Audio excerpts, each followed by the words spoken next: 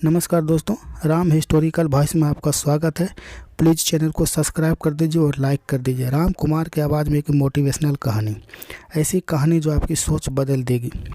एक फ़कीर एक देश की यात्रा पर निकला। जब रास्ते में रात हो गई तो एक व्यक्ति घर पर रुक गया। उस व्यक्ति का नाम था आनंद। आनंद ने उस फ़कीर से खूब सेवा की और दूसरे दिन आनंद से फ़कीर को उपहार देकर विदा कर दिया। वह फ़कीर आनंद की सेवा से बहुत खुश हो गया और दुआएं देने लगा कि हे भगवान, आनंद को हमेशा खुश रखना और वह हमेशा दिन प्रतिदिन आगे बढ़ता ही रहे।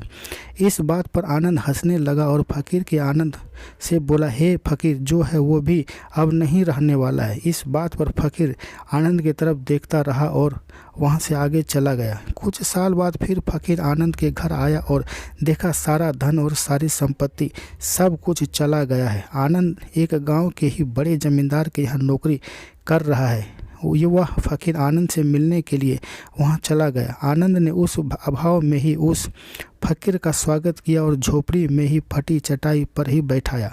उसके पास खाने के लिए जो रूखी सूखी रोटी थी वह खाने के लिए फ़कीर दे दिया। और जब फ़कीर वहां से जाने लगा तो उसने आंखों में आंसू था और फ़कीर कहने लगा, भगवान, तुमने यह क्या किया?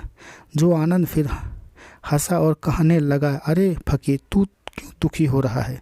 ईश्वर हमें जिस हाल में भी रखे हमेशा खुश रहना चाहिए, उसे धन्यवाद देना चाहिए। समय सदा बदलता रहता है और इतना ही नहीं, यह भी नहीं रहने वाला है।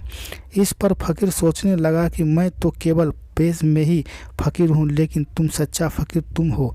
आनंद कुछ साल बाद फ़कीर से यात्रा पर निकला और आनंद से मिला और देखा तो देखा ही रह गया, क्योंकि सब कुछ बदल चुका था। आनंद अब जमींदारों का जमींदार बन चुका था। उसे मालूम था आनंद जिस जमींदार के यहाँ नौकरी कर रहा था उसकी कोई संतान नहीं थी और अपनी सारी संपत्ति और जायदाद आनंद को ही दे दी। फ़कीर बहुत खुश हो गया और आनंद से कहा, अच्छा हुआ वह ज़माना गुजर गया, भगवान करे और तुम ऐसा ही बना रहो। यह सुनकर आनंद फिर हंसने लगा और कहने लगा, फ़कीर, अभी भी तेरी नादानी बनी हुई है। फ़कीर ने फिर आनंद से पूछा, क्या यह भी नहीं रहने वाला है? तो आनंद ने उत्तर दिया, हाँ, यह एक चला ही जाएगा। फिर इस पर को अपना मानने वाला ही चला गया। यहाँ पर कुछ भी रहने वाला है ही नहीं।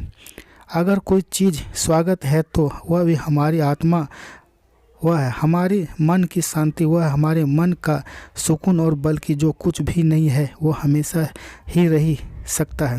फ़कीर ने आनंद की बातों पर सुनकर बहुत ही ध्यान से सुना और वापस चला गया।